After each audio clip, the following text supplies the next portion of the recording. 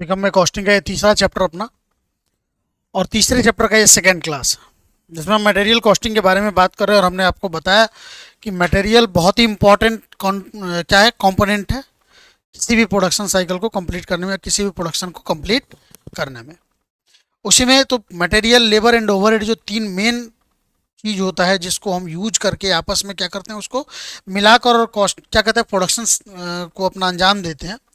तो उस मटेरियल के बारे में हम पूरा का पूरा पढ़ रहे हैं। तो यहाँ पे अभी हमने बात किया था मटेरियल कंट्रोल के बारे में कि मटेरियल कंट्रोल क्या होता है। तो मैंने आपको बताया कि मटेरियल कंट्रोल में बहुत सारी बातें आती हैं, जिसमें हमने एक एक करके सब चीज़ों के बारे में डिस्कस किया था कि सबसे पहले तो मटेरियल का मतलब क्या है। तो सामग्री के प्रकार के बारे में हमने बात किया, कौन कौन से मटेरियल हो सकते हैं, जैसे रॉ मटेरियल्स। अब रॉ मटेरियल्स में आपको direct raw materials, indirect raw materials है कि नहीं, इन सब चीज़ों के बारे में हम आपके साथ बात किया था। Direct raw materials, indirect raw materials क्या होते हैं, इसके बारे में बात किया। फिर हम चले आए मटेरियल्स, जिसको वर्क इन प्रोग्रेस में हमने बात किया था। मटेरियल्स ऑफ फिनिश्ड गुड्स बात किया था। मटेरियल्स इक्विपमेंट्स बात किया था कि जो भी चेंजेबल हैं, जो चेंज होने वाले पार्ट हैं। मटेरियल्स ऑफ अदर गुड्स मतलब जो ऊपर के कैटेगरीज में शामिल नहीं होते वो चले आते हैं यहाँ पे। हमने मटेरियल कंट्रोल के बारे में बात किया था कि मटेरियल पे अपना कंट्रोल होना बहुत जरूरी है। कंट्रोल इन द सेंस कि मटेरियल एक तो बेस्ट क्वालिटी का हो, कम से कम प्राइस पे हो, हम एक लिमिट में ही उसको परचेज करें बैलेंस में, ताकि कम भी ना हो और ज़्यादा भी ना हो। तो ये सारा का सारा कंटिन्यूटी रखने के लिए हमारे पास मटेरियल का कंट्रोल करना बहुत ही ज़्यादा आवश्यक हो गया था। और आखिर ये क्यों ज़रूरत है मटेरियल को कंट्रोल करने का, तो उसी के बारे में रीजन यहाँ पे है कि सबसे पहले क्या है, सामग्री के यानी कि जब मटेरियल पे पूरा कंट्रोल होगा तो हमारे पास पूरा उसका रिकॉर्ड भी होगा कि अपने पास कितना मटेरियल है, कौन सा मटेरियल कितना पुराना है, कौन सा मटेरियल कितना यूज होने वाला है। तो उससे क्या होता है कि सबसे पहले तो क्या होता है कि चोरी वगैरह या कोई भी एबनॉर्मल लॉस होने से हमारा बच जाएगा, ठीक है ना।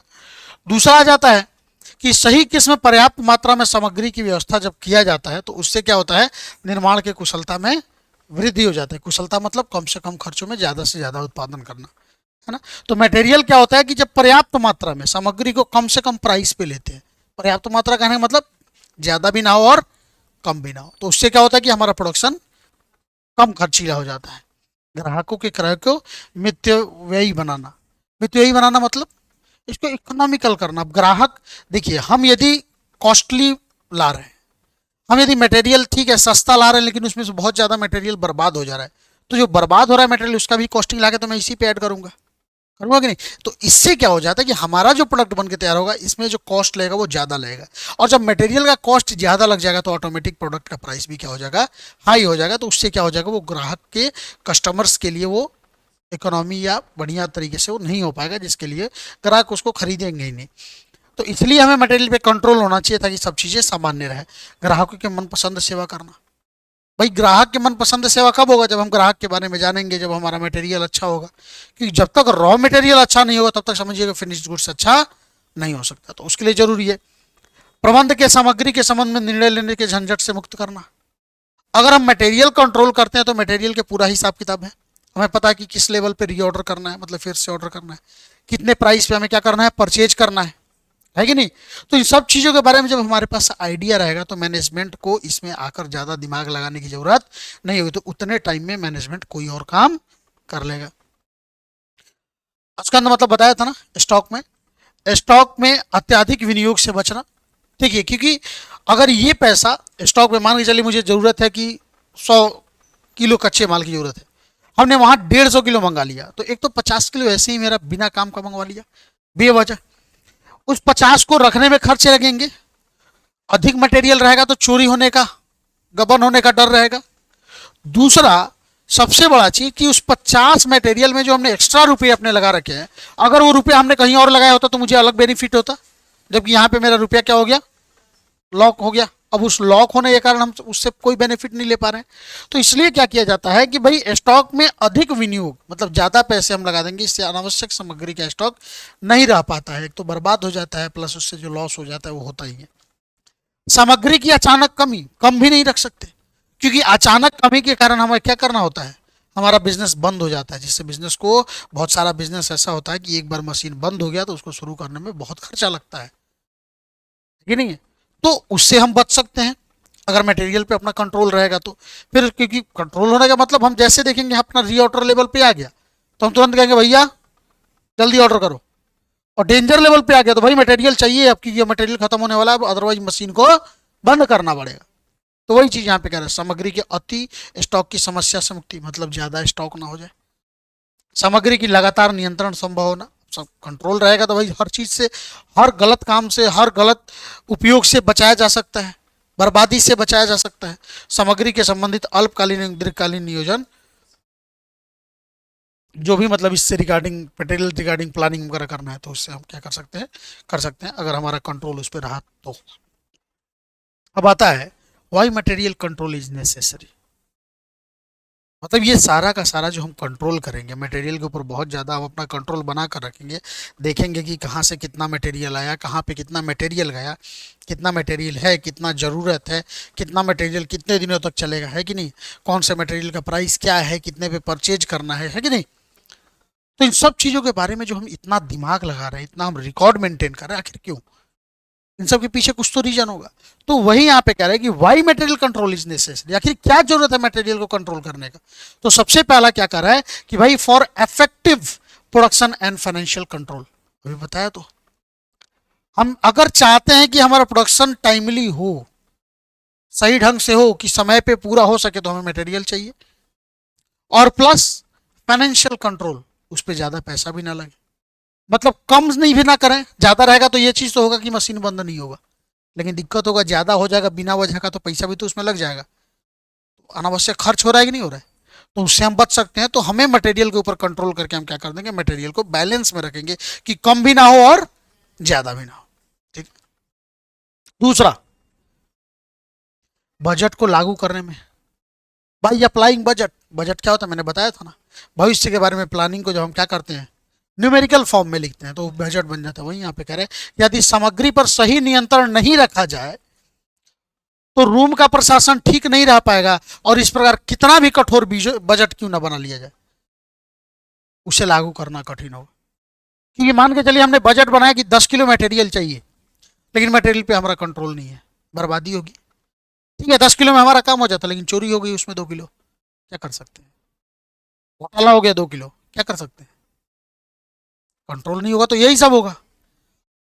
तो ऑटोमेटिक 10 किलो के बदले हमें 12 किलो 13 किलो चाहिए। अब हमने 10 किलो मटेरियल, बजट तो हमने सही बनाया था, लेकिन क्या उस बजट से हमारा काम हो पाएगा, तो वही कह रहा है, तो उससे कितना भी बजट सही बना ले काम नहीं हो पाएगा। तीसरा बेनिफिट मटेरियल कंट्रोल का, तीसरा बेनिफिट क्या कर रहा है, स्टोर रूम को व्यवस्थित करना। मतलब जहां पे हम मटेरियल को स्टोर कर रहे हैं, मटेरियल पे कंट्रोल रहेगा तो पता चलेगा ना भाई कि कितना मटेरियल आया, कितना मटेरियल गया, किस क्वालिटी का मटेरियल कहाँ है। तो वही चीज यहाँ कह रहे हैं, सामग्री नियंत्रण के द्वारा केवल इतना ही सामग्री रहती है जितने की आवश्यकता होता है, एक्स्ट्रा हम रखेंगे नहीं, अर्थात ना कम ना अधिक। किसी ने कहा है the best store room is no store room at all, सबसे बढ़िया स्टोर रूम क्या होता है कि भाई काम खत्म होने के बाद हमारे पास कोई भी स्टॉक ना बचे, तो वो ही हमारा सबसे बेस्ट स्टोर रूम होता है। तो स्कंद नियंत्रण से सामग्री का अपव्यय नहीं हो पाता है, मतलब बेवजह खर्च या समझिए बिना काम का, जैसे कि मान के चलिए वाष्पीकरण हो गया, नीचे से सीम उठा लिया, मटेरियल खराब हो गया, चोरी हो गया, खराब हो गया, मतलब अगर कंट्रोल रहेगा तो ये सब चीज़ तो नहीं हो, क्योंकि बैलेंस हमको पता है 5 दिन में खराब होने वाला ये सब मटेरियल, तो हम 4 दिन के लिए ही मंगाएंगे कि ऐसा मटेरियल मंगाए कि 4 दिन में खत्म हो जाए, है कि नहीं। तो वही चीज होता है। चौथा, necessary for cost accounting, cost accounting के लिए भी हमारा कंट्रोल रहेगा तो ही तो पता रहेगा कि कितना मटेरियल है हमारे पास, तभी तो हम सही से बता पाएंगे कितने मटेरियल का हमने इस बार यूज करा है, ताकि हम कॉस्ट निकालने में कि भाई किस प्रोडक्ट को बनाने में कितना मटेरियल यूज करा है, तो भाई उस प्रोडक्ट में मटेरियल का कितना पार्ट है, कितने रुपए का मटेरियल है, तो कॉस्ट सही आएगा। मानिए 100 रुपये का मटेरियल गया है और 50 रुपया किसी ने घोटाला कर लिया है, कंट्रोल नहीं रहेगा तो हम कितना दिखाएंगे कॉस्ट पे, 150 रुपया, लेकिन क्या 150 रुपये लगा है इस प्रोडक्ट को बनाने में, तो ये चीज हो जाता है। तो वही कह रहा है कि सामग्री पर सही नियंत्रण रखकर ही लागत लेखों की संदिग्धता, मतलब उस पर शक को हम समाप्त कर सकते हैं, किसी में इतना लगा है कि नहीं लगा, ऐसा तो नहीं घोटाला हो गया, ऐसा तो नहीं चोरी हो गया। फिर अगला क्या कर रहा है, उत्पादन तथा विक्रय में संतुलन। देखिए कंट्रोल जब तक नहीं होगा उस पर, हमें पता ही नहीं चलेगा कि हमें कितना प्रोडक्शन करना है और कितना सेल करना है। एक मटेरियल पे कंट्रोल होने से क्या होता है कि भाई हम क्या करेंगे, प्रोडक्शन के हिसाब से हम क्या करेंगे, प्रोडक्शन क्या करें, किसके हिसाब से चलेगा, सेल के हिसाब से। सेल करेगा, इतना इतना करना है तो भाई प्रोडक्शन उसी के अकॉर्डिंग मटेरियल मांगेगा।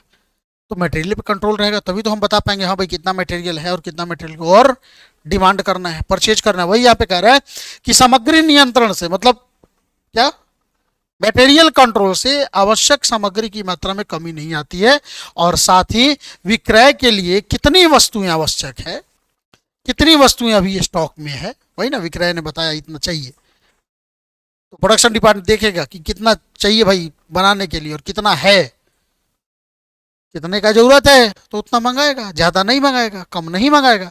तो कम नहीं मंगाएगा तो भाई मशीन बंद होने का डर खत्म, ज्यादा नहीं मंगाएगा तो बर्बाद होने का डर खत्म। तो मटेरियल कंट्रोल होगा तब ना। मशीनों का लगातार क्रियाबद्ध होना, मतलब कम नहीं होगा तो क्या होगा, मशीन लगातार चलता रहेगा। ठीक है।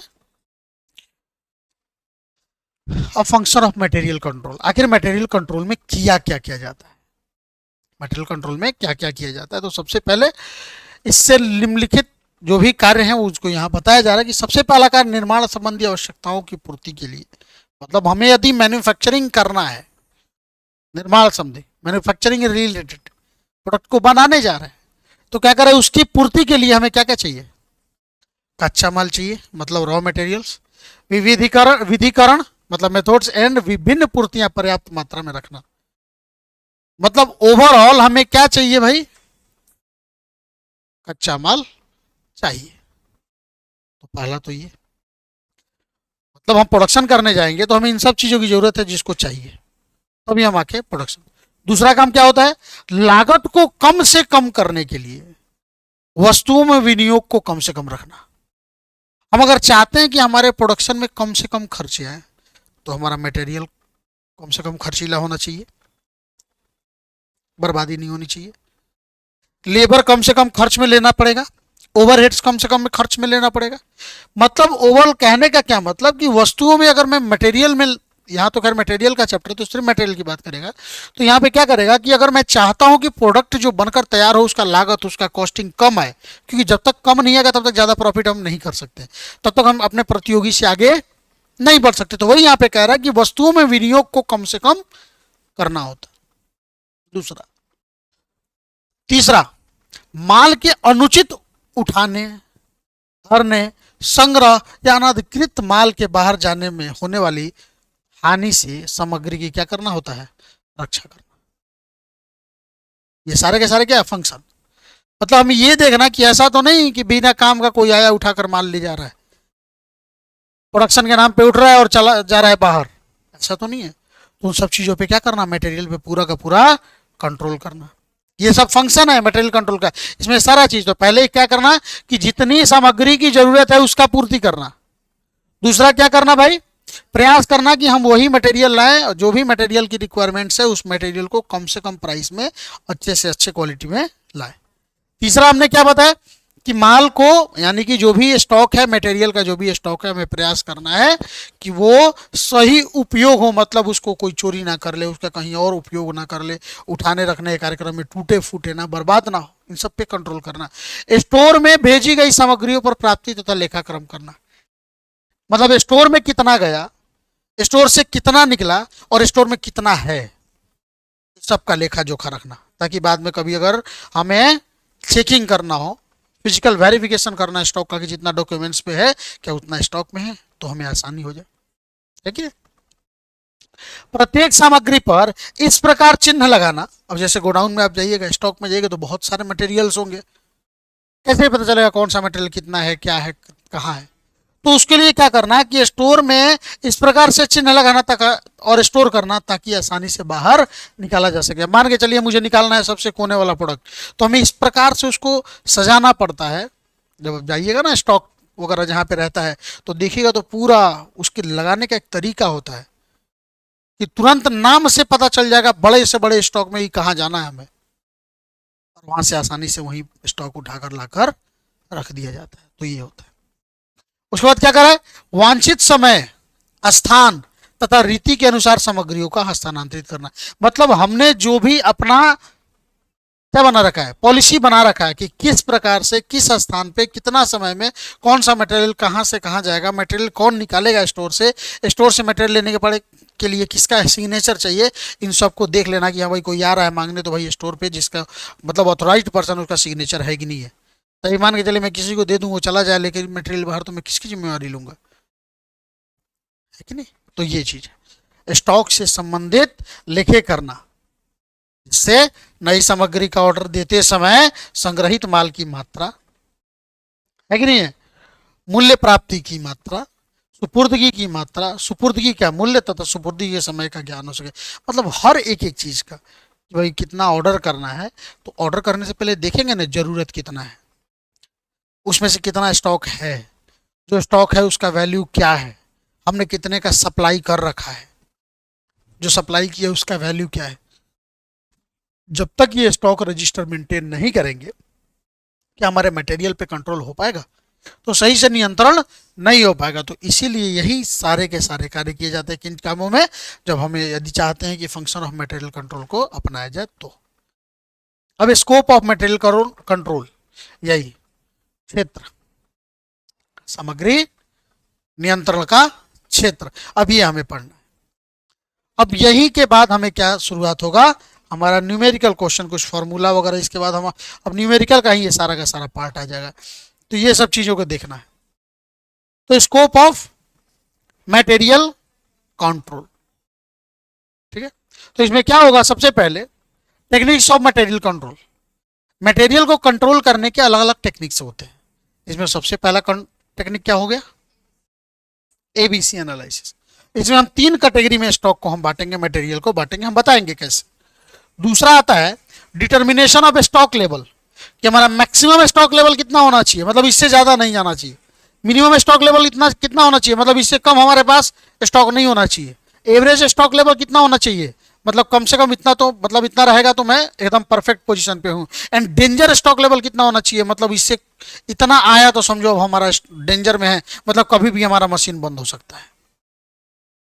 तो लेवल के बारे में बात करना है। तीसरा कहता है economic order quantity analysis.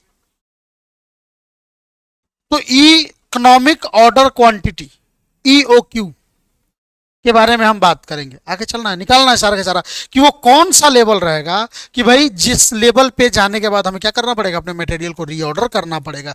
Reorder मतलब फिर से मुझे मंगाना पड़ेगा कि हमें मटेरियल भेजो, जल्दी कम हो रहा है, ठीक है।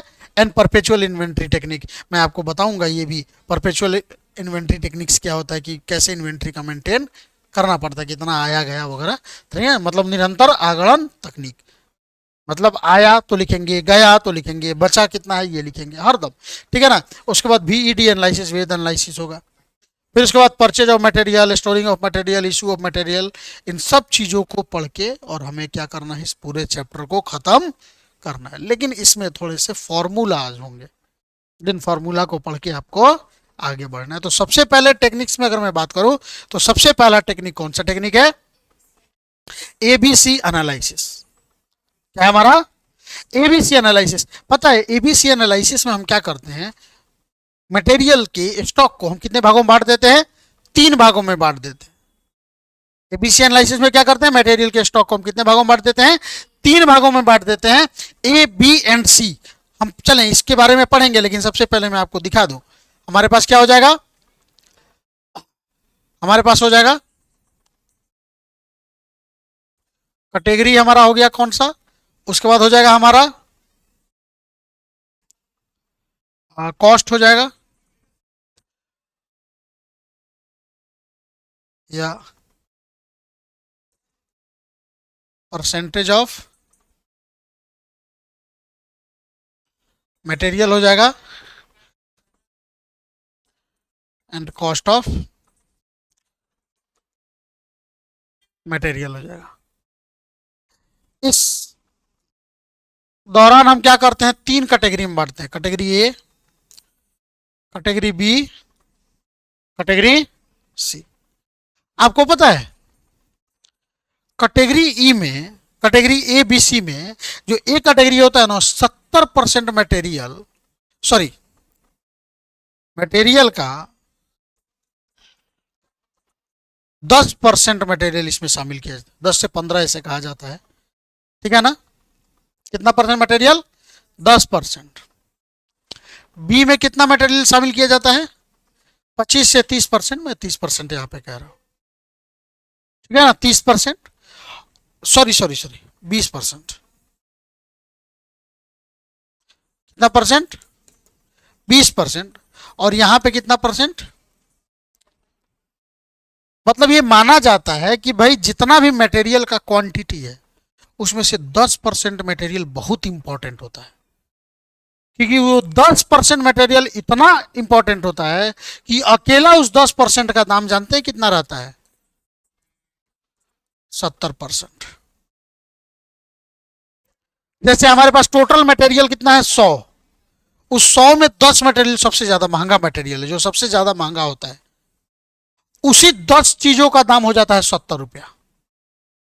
100 रुपए का 100 मटेरियल है मेरे पास, जिसमें से उस 100 मटेरियल में से 10 मटेरियल ऐसा है जिसका दाम अकेला कितना है? 70। बाकी जो होता है 20 मटेरियल, उसका दाम कितना हो जाता है? वही हो जाता है 20% के करीब में। और बाकी जो 70% मटेरियल होता है वो बहुत सस्ता होता है, छोटा मोटा नट बाल्ट वगैरह कुछ कुछ कुछ कुछ छोटे मोटे मटेरियल्स होते हैं, जिनका प्राइस होता है 10% वैल्यू का होता है। ये लो, कितने वैल्यू का होता है ये? 10%। इसी चीज को आपको यहां पे बताया गया है कि एबीसी प्लान में, अब इसमें कहने का क्या मतलब है कि इसमें 3 कैटेगरी में बांटा। सबसे इंपॉर्टेंट ये होगा, सबसे इंपॉर्टेंट क्या होगा? मटेरियल। यानी कैटेगरी ए में, एबीसी एनालिसिस में कैटेगरी ए में जितने मटेरियल को रखा गया है ना, हमें सबसे ज्यादा ध्यान किस पे देना चाहिए? ए पे है, क्योंकि वो कम होता है लेकिन बहुत महंगा होता है। और सबसे कम ध्यान किस में होना चाहिए? सी पे, क्योंकि बहुत ज्यादा होता है लेकिन इसका दाम समझिए कि इतना कम होता है कि 1-2 लाख लगते भी है तो कोई फर्क नहीं पड़ता है। समझ में आया? जैसे देखिए, मान के चलिए अगर एक मोटरसाइकिल के शोरूम में चले जाइए, एक छोटा सा एग्जाम्पल लेता हूँ। मोटरसाइकिल की संख्या कितना कम होता है, लेकिन सबसे ज्यादा प्राइस उसी का होता है। लेकिन स्पेयर्स में चले जाइए तो नट बाल्टू वगैरह क्या क्या होता है, वो जो भी साइलेंसर वगैरह लेते थे कितना ज्यादा होता है। लेकिन क्या होता है, आप अंदर जाइए तो साइलेंसर वगैरह आ जाएगा बी कैटेगरी में, और छोटका छोटका जो होता है वो कहाँ आ जाएगा? सी कैटेगरी में। उसमें लात भी लगता है तो कोई उठाने जाता है, तो उस पर बहुत कम कंट्रोल होता है, लेकिन कम कंट्रोल। लेकिन मोटरसाइकिल आप एगो नट उठा कर ले जाइएगा, कोई नहीं बोलेगा ज़्यादा जल्दी। लेकिन एगो मोटरसाइकिल उठा के ले जाइएगा तो बोला होगा कि नहीं होगा? वही चीज यहाँ पे है, इंपॉर्टेंस देना। तो एबीसी एनालिसिस ये बताता है कि जो सबसे इंपॉर्टेंट चीज है वही यहाँ पे कह रहा है कि ऑलवेज बेटर प्लान के रूप में जाना जाता है। संस्था के स्कंद में बहुत सारी मदें होती है, मतलब बहुत सारा स्टॉक होता है, और सब अलग अलग किस्म और स्वभाव के होता है। जैसे कुछ मदें मात्रा में कम होती है तो कुछ अधिक, कुछ मदों का प्रयोग बार बार होता है तो कुछ का प्रयोग कभी कभी। इस प्रकार मतलब बहुत अलग अलग तरह की चीजें होती है। तो वही यहाँ पे कह रहा है कि इन सभी मदों का वर्गीकरण एबीसी प्लान के अंतर्गत किया जाता है, और महत्वपूर्ण मदों को किस वर्ग में रखा जाता है? ए वर्ग में। महत्वहीन मदों को सी में तथा बीच वाले मदों को बी में रखा जाता है। इतना तो आया समझ में? कोई दिक्कत? अब इसमें ए में कितना परसेंट रखा जाता है, तो मैंने जो आपको बताया है वो सीए के आईसीआई के मटेरियल के अकॉर्डिंग बताया। सीए नहीं, सीए के मटेरियल में इतना ये माना गया है। लेकिन आपको मैं यहाँ पे बता रहा हूँ, श्रेणी ए में हमने कितना 70% बताया ना, वही चीज हमने बताया कि इस श्रेणी में वे मदें आती हैं जो 5 से 10% तक। मैंने कितना बता दिया आपको? सीधे 10% बता दिया था। तो इससे क्या हो गया कि आपको ध्यान रहेगा, तो 5 से 10% जिनका मूल्य कितना होता है? 70 से 75%। समझ में आया? तो वही तो मैंने बोला, 10% और 70%। देखिए तो बताया था। फिर देखिए बी में, यानी कि सबसे महत्वपूर्ण हो गया कैटेगरी ए। कैटेगरी बी क्या कहता है कि इसमें 20% होता है, 20 to 25%, और इसका मूल्य कितना होता है? यही तो मैंने आपको बताया। कैटेगरी सी में जिनकी संख्या बहुत ज्यादा होती है, जिसको हमने कितना बताया है? 70%, और इसका मूल्य बहुत कम होता है, मतलब 10% तक। आया समझ में? तो सबसे ज्यादा कंट्रोल हमको किस कैटेगरी पे जरूरत होती है? कैटेगरी नंबर ए पे करने की सबसे ज्यादा जरूरत होती है। ठीक है, आ गया है एबीसी एनालिसिस समझ में? अब चलिए, अब मेरिट्स या डिसएडवांटेज। मेरिट्स या एडवांटेज किसका? एबीसी एनालिसिस का। तो सबसे पहला क्या करा यहां पे,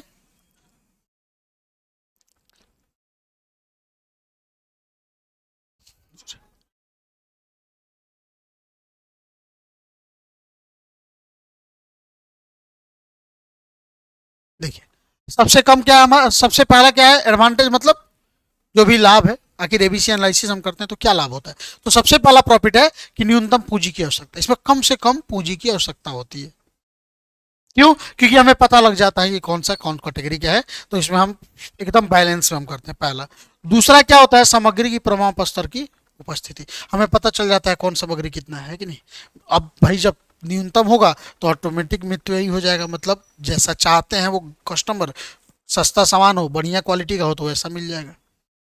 सभी मदों पर ध्यान केंद्रित नहीं करके कुछ खास मदों पर किया जाना।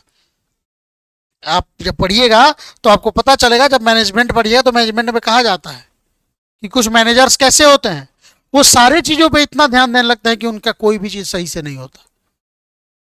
तो हमें क्या करना पड़ता है, वहां पे मैनेजमेंट में बच्चों को सिखाया जाता है ये कि हमें इंपॉर्टेंट मदों पे ज्यादा ध्यान देके चलना है। और एबीसी एनालिसिस भी तो यही कहता है कि सबसे पहले आप क्या करो, सारे मटेरियल्स को कैटेगरी वाइज बांट दो, कैटेगरी ए में जितने भी इंपॉर्टेंट मद हैं उसको रख दीजिए। तो सभी मदों पे ध्यान केंद्रित नहीं करना है, क्योंकि कैटेगरी सी में हमें ज़्यादा दिमाग नहीं लगाना। दिमाग किस पे लगाना है, कैटेगरी ए पे ध्यान देना है, बी पे ध्यान देना है कि नहीं, तब सी पे ध्यान।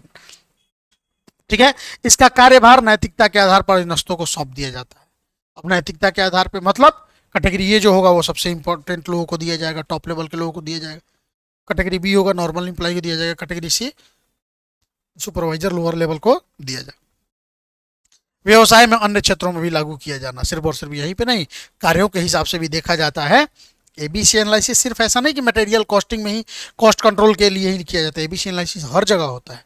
जैसे मैं रूल बना रहा हूँ तो इसमें कौन सा रूल सबसे इंपॉर्टेंट है उसको कैटेगरी ए में रखेंगे, है कि नहीं, जिसको मानना ही है। एक रूल है, ठीक है, आपको सजेशन दिया जाता है, मानिए अच्छा होगा, कैटेगरी बी। और एक मानिए चाहे नहीं मानिए, ऐसे ही बता दिया गया है, कैटेगरी सी।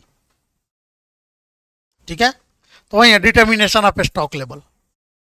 अब स्टॉक लेवल के बारे में हमने बात किया था कि स्टॉक लेवल हमारा क्या होना चाहिए।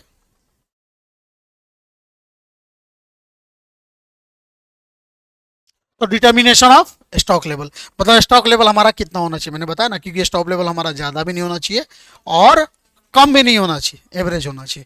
वही यहाँ पे कह रहा है कि सामग्री नियंत्रण का मुख्य उद्देश्य, हम सब ये कॉस्ट कंट्रोल पढ़ रहे हैं और उसमें मटेरियल कंट्रोल, क्या पढ़ रहे हैं, मटेरियल कंट्रोल। तो कह रहा है कि मटेरियल कंट्रोल का मुख्य उद्देश्य सामग्री विनियोग, क्या कर रहा है, सामग्री विनियोग मतलब मटेरियल पे जो हम नियोग क्या कर रहे हैं, खर्च करने जा रहे हैं, सामग्री विनियोग का अनुकूलतम स्तर बनाए रखता है। मतलब हमें कितने पैसे लगाने हैं मटेरियल पे, इसका एक लेबल वो क्या करते रहता है, बनाए रखता है। सामग्री विनियोग का मतलब उसमें विनियोग का अनुकूलतम आकार बनाए रखना वस्तुतः एक जटिल काम है कि भाई कितना चाहिए। अब इतना आसान थोड़े ना पता करना कि भाई कितना मटेरियल में जरूरत है, क्योंकि जनरली लोगों का देखते हैं कभी कम हो जाता है कभी ज़्यादा हो जाता है कि नहीं है। आप ही घर में बनाने जाइए, अगर आपको कह दिया जाए कि आज 100 लोगों का बनाना है खाना, तो क्या होगा, या तो कम हो जाएगा नहीं तो ज़्यादा हो जाएगा। तो मतलब ये बैलेंस पता करना बहुत ही टफ काम होता है, ठीक है ना। जब सामग्री स्तर बढ़ जाता है अर्थात अनुकूलतम नहीं रहता है तो कुछ लागतें बढ़ जाती है। अब सामग्री जितना चाहिए उससे ज्यादा हो गया तो चोरी होगा, घोटाला होगा, और नहीं तो बच जाएगा तो बर्बाद होगा। अब बर्बाद होगा तो उसका कॉस्ट तो मैं इसी पे ला दूंगा तो प्रोडक्ट का कॉस्ट ऑटोमेटिक क्या हो जाएगा, बढ़ जाएगा। वही तो यहाँ कर रहे हैं, लागतें बढ़ जाती है। दूसरी ओर स्कंद स्तर घटने पे सामग्री की कमी होने लगती है।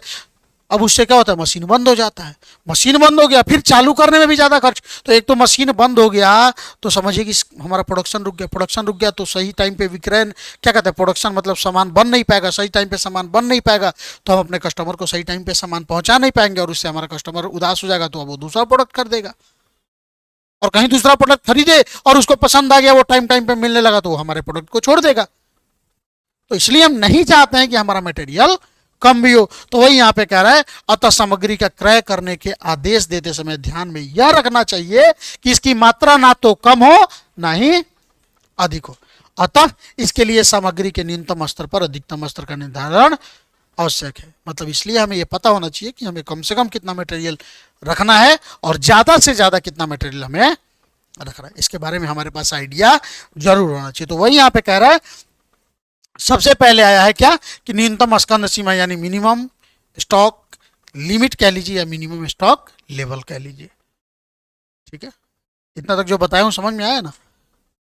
तो मिनिमम स्टॉक लेवल क्या है, या बता ही चुका हूं मैं ऑलरेडी कि इससे नीचे जाने पे क्या होता है, प्रोडक्शन रुकने का डर होता है, रुकने से क्या लॉस है अभी बताया। तो वही यहाँ पे कह रहा है वह सीमा है जो हर समय भंडार गृह में उपलब्ध रखनी पड़ती है, हमेशा भंडार गृह में, मतलब स्टॉक गोडाउन में। तो भंडार गृह में यह स्तर बनाए रखना आवश्यक होता है क्योंकि इससे कम सामग्री होने पर भविष्य में उत्पादन कार्य बंद हो सकता है। वास्तव में यह सामग्री की एक ऐसी सुरक्षित मात्रा है, एक ऐसी सुरक्षित मात्रा है जिसको बनाए रखने से भावी उत्पादन संकट को दूर किया जा सकता है। मतलब भावी मतलब जो होने वाला है, तो होने वाले उत्पादन संकट को क्या किया जा सकता है, दूर किया जा सकता है। इस स्तर को सेफ्टी स्टॉक या बफर स्टॉक या रिजर्व स्टॉक के नाम से भी जाना जाता है, ये ध्यान रखिए। सेफ्टी स्टॉक, बफर स्टॉक या रिजर्व स्टॉक के नाम से भी इसको हम जानते हैं। इसका निर्धारण करते समय निम्नलिखित तत्वों पर विचार करना आवश्यक होता है। और वो तत्व कौन कौन से हैं कि सबसे पहले सामग्री पूर्ति की दुर्लभता, कि भाई कहां से आएगा, मतलब लाने ले जाने में मिलने में कोई दिक्कत तो नहीं है। ठीक है, पहला। दूसरा, सामग्री देश में उपलब्ध होती है या विदेश से आयात की जाती है, उसी के अनुसार हम भाई ऑर्डर करेंगे। विदेश से आती होगी तो भाई किस प्रकार से क्या क्या प्रोसीजर है, कितने दिन पहले हमें करना पड़ेगा ऑर्डर, है कि नहीं, खर्च कितना लगता है, सब चीजों को ध्यान देना है। समय पर मांग की पूर्ति नहीं किए जाने पर उत्पन्न होने वाली जोखिम की मात्रा, मानिए कभी गलती से हमारा मटेरियल टाइम पे नहीं आया और उसके कारण हमारा प्रोडक्शन बंद हो गया, तो उसके कारण हमें क्या नुकसान हो सकता है उसके बारे में ध्यान में रख के चलना है। नुकसान अगर माइनर है तो ज़्यादा टेंशन की बात नहीं है, लेकिन नुकसान अगर बड़ा है, बड़ा होने वाला है, तो उसके लिए हमें पहले से तैयार रहना चाहिए और हमें प्रयास करना चाहिए कि कभी भी सामग्री की कमी, रॉ मटेरियल्स की कमी ना हो। विशेष परिस्थिति में सामग्री का निर्माण खुद कारखाना में किए जाने की संभावना, मानिए कभी बाद में हम मंगाना चाहते, जैसे हमारा मटेरियल नेपाल से आ रहा था, भारत नेपाल में कोई प्रॉब्लम हो गया, बॉर्डर सील हो गया, अब सामान आ जा नहीं रहा है, और या कोई भी रीजन रहा, पुल था, एक पुल टूट गया है, 2 दिन के लिए आवागमन ठप है, तो उस केस में हमारे पास क्या वो टेक्निक है कि जो रॉ मटेरियल्स मैं नेपाल से मंगा रहा हूं वो रॉ मटेरियल्स में खुद ही प्रोड्यूस कर लो, इसके बाद पे ध्यान, तो उससे क्या होता है, डर खत्म हो जाता है उतना। विशेष परिस्थिति में, इमरजेंसी केस में मैं खुद से ही बना के कर सकता हूँ। सामग्री की प्रकृति, नेचर ऑफ मटेरियल्स कैसा है, खराब होने वाला है, सही रहने वाला है, कितने दिन तक चलने वाला है कि नहीं। वो सामग्री की उपभोग दर, प्रोडक्शन में इसका उपयोग कितना हो रहा है कि नहीं, मतलब कितना % ये मटेरियल का जरूरत होता है। और सामग्री के आदेश और पूर्ति के बीच का अंतराल, मतलब हम ऑर्डर दे रहे हैं और कितने दिन में सामग्री आ रहा है, इसके बीच का भी गैप हमें पता होना चाहिए, ताकि हम उतने दिन पहले हम ऑर्डर करेंगे तभी ना समय पे सामग्री आएगा। तो ये चीज है, तो इन सब चीजों को क्या करना होता है, ध्यान देना होता है। तो जैसे हमने मिनिमम स्टॉक लेवल पढ़ा, अब दूसरा आता है हमारा क्या, maximum stock level. Maximum stock level क्या होता है भाई, तो जिससे ऊपर जाने पे वही होता है खराब वराब होने का डर, चोरी होने का डर। तो वही यहाँ पे कह रहा है कि अधिकतम स्कंद स्तर वह स्तर होता है जिसके अंतर्गत असाधारण भंडार गृह में अधिक स्कंद मात्रा में नहीं रखी जाती है, मतलब उससे अधिक हमें नहीं रखना है। भंडार गृह में सामग्री की वास्तविक मात्रा न्यूनतम तथा अधिकतम स्तर के बीच होती है, सामग्री में विनियोग की मात्रा बढ़ नहीं जाए। अब देखिए ऊपर जाएंगे उससे तो एक तो फ्री में खर्च लगा देंगे, उसमें पैसा लगा देंगे, प्लस वो बर्बाद होगा, वो अलग टेंशन होगा अलग। तो इन सब चीजों से हमें क्या करना होता है, बचना होता है, ठीक है ना। तो उससे ऊपर का सीमा हमें निर्धारित करना ना पड़ेगा भाई कि कितना होना चाहिए, कितना ज्यादा नहीं जाना चाहिए। तो सबसे पहला इसको करने के लिए कैसे, तो ऐसा नहीं करने से बेकार की पूंजी फंस जाती है। ये पैसा अगर वहां नहीं लगा के, अभी तो वैसे भी काम नहीं है इतने में रॉ मटेरियल्स का या मटेरियल्स का, तो ये पैसा वहां ना लगा के कहीं और लगाए हो तो ज्यादा फायदा होता। यहाँ लगा के तो फंस गया ना, अब इसका काम भी नहीं और फ्री में रखा हुआ है, ऊपर से डर है कि कहीं खराब ना हो जाए, खराब से बचाने के लिए और मुझे खर्च करना पड़ेगा उसको सुरक्षित करने के लिए, रेंट देना पड़ेगा गोडाउन को एक्स्ट्रा, दिक्कत होगा कि नहीं होगा। तो वो चीज हो गया, स्थान की कमी उत्पन्न हो जाती है। अब बेकार का माल पड़ा है तो भाई उतना तो स्थान वो रखेगा ही। सामग्री के बर्बाद व चोरी होने की संभावना बढ़ जाती है, जो मैं शुरू से कह रहा हूं। सामग्री में अप्रचलन की संभावना बनी रहती है, मतलब मार्केट से ऐसा ना हो कि भाई आउट हो जाए, है कि नहीं। उसके बाद क्या कहता है, सामग्री के मूल्य में कमी हो जाने की संभावना रहती है कि नहीं। मानिए हम कॉस्टली खरीद के लेकर आ गए और बाद में पता चला यार ये तो बहुत सस्ता हो गया, तो इन सब चीजों का डर यहाँ पे बना रहता। तो इस सीमा का निर्धारण करते समय, कौन सी सीमा, मैक्सिमम मैक्सिमम मटेरियल लेवल, ठीक है ना। तो उसका करते समय कुछ निम्नलिखित बातों पे, कुछ इंपॉर्टेंट बातों पे ध्यान देना चाहिए, जो क्या है, कार्यशील पूंजी की मात्रा, हमारे पास कितना कार्यशील पूंजी है ये भी देखना है, उसी के अनुसार हमें मटेरियल परचेज करना है। कार्यशील पूंजी मतलब जिसको हम रोजमर्रा की जिंदगी में खर्च करने के लिए रखे हैं। पूंजी पता है ना, दो प्रकार का होता है, कौन कौन सा होता है भाई, कैपिटल कितने प्रकार का होता है, दो प्रकार, कौन सा, फिक्स्ड कैपिटल, और एक होता है हमारा, बताइए, वर्किंग कैपिटल। वर्किंग कैपिटल जिससे हमारा रोज का काम चलता है।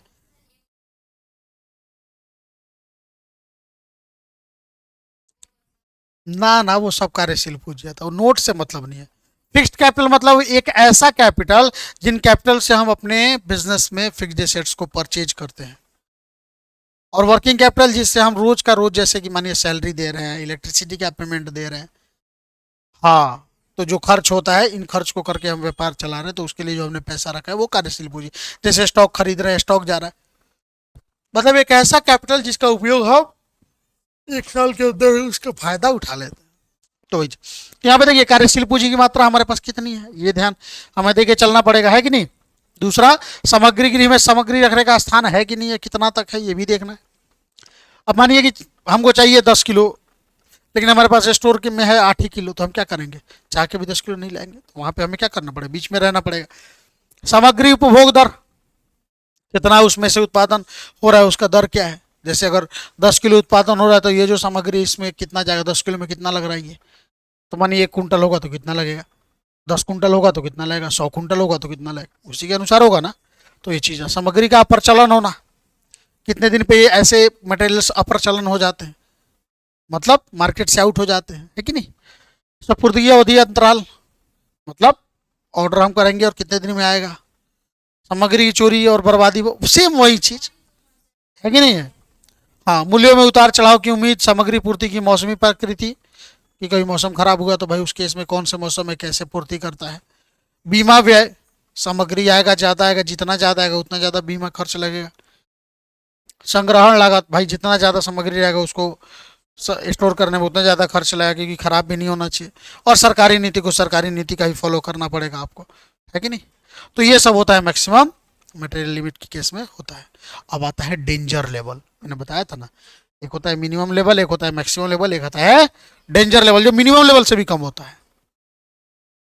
मतलब यहाँ पे आ गए, मिनिमम लेवल पर ही हमें क्या करना चाहिए, तैयार रहना चाहिए, और सामग्री आ जाना चाहिए था हमारे पास, लेकिन हमें किसी कारणवश उससे भी कम चलेगा, अब आ गया डेंजर लेवल, मतलब अब तो पक्का खतरा में है, अब बचा लो नहीं तो गए तुम, है कि नहीं। मतलब मशीन अब बंद होगा, वही कह रहा है। यह स्तर सामान्यतया न्यूनतम स्तर से नीचे होता है, मतलब जो मिनिमम स्टॉक लेवल बताया मैंने उससे नीचे होता है। जब सामग्री इस स्तर पर पहुंच जाती है तो सामग्री के निर्गमन पर प्रतिबंध लगा दिया जाता है, मतलब अब हम बाहर नहीं जाने देंगे मटेरियल को। अब ये मटेरियल तभी बाहर जाएगा जब इमरजेंसी का केस आएगा, समझ में आया। बाह्य निर्गमन विशिष्ट स्पेशल ऑर्डर के आधार पर ही किया जाता है। वास्तव में एक्चुअल में ये है क्या, तो ये एक ऐसा स्तर है जहां कार्य का स्थगन किया जा सकता है। मतलब यहां पे कार्य को स्थगन करने का मतलब रोकना, यहाँ पे हम अपने कार्य को क्या कर सकते हैं, रोक सकते हैं। इस स्थिति के उत्पन्न होने पर प्रबंधक को शीघ्र ही कोई ना कोई कदम लेना चाहिए। और डेंजर लेवल जानते हैं क्या होता है, जो एवरेज कंजम्पशन होता है उसको क्या करते हैं, minimum reorder period for emergency purchase जो होता है, मैं आपको बताऊंगा कि minimum reorder purchase for emergency purchase क्या होता है। इसमें मल्टीप्लाई करके जो आता है ना, वही हमारा क्या बन जाता है, डेंजर लेवल। तो एवरेज कंजम्पशन, पता है एवरेज कंजम्पशन क्या है? यही तो है आपको, जो यहाँ पे किस चीज के बारे में, सामग्री उपभोग दर। समझ में आया? तो इसमें किससे मल्टीप्लाई कर देते हैं, रीऑर्डर पीरियड फॉर इमरजेंसी, मतलब वो पीरियड कितना पीरियड होना चाहिए रीऑर्डर इमरजेंसी पीरियड में, तो उससे मल्टीप्लाई करके इसको निकाला जाता है। उसके बाद आता है हमारे पास क्या, रीऑर्डर लेवल। क्या आता है हमारा, रीऑर्डरिंग लेवल। रीऑर्डरिंग लेवल क्या होता है बताइए, मतलब फिर से ऑर्डर। तो यह वह स्तर होता है जहां पर सामग्री भंडारों को पुनः आदेश देने का कार्य प्रारंभ कर देना चाहिए।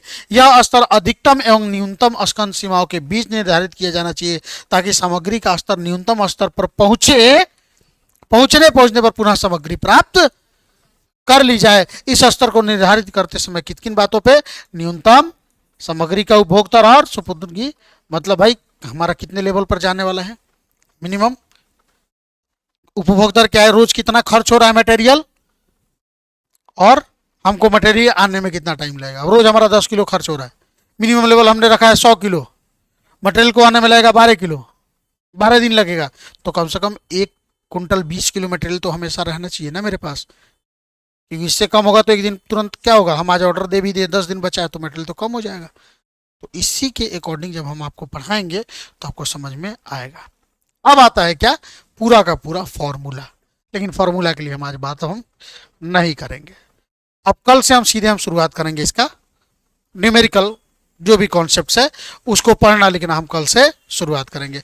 तो आज आप लोग जाकर एक बार इसके थ्योरेटिकल कॉन्सेप्ट्स को जितना भी मैंने बताया इसको आप लोग एक बार पढ़ लीजिएगा, और आज फिर आपको टेक्स्ट का क्वेश्चन बनाना पड़ेगा।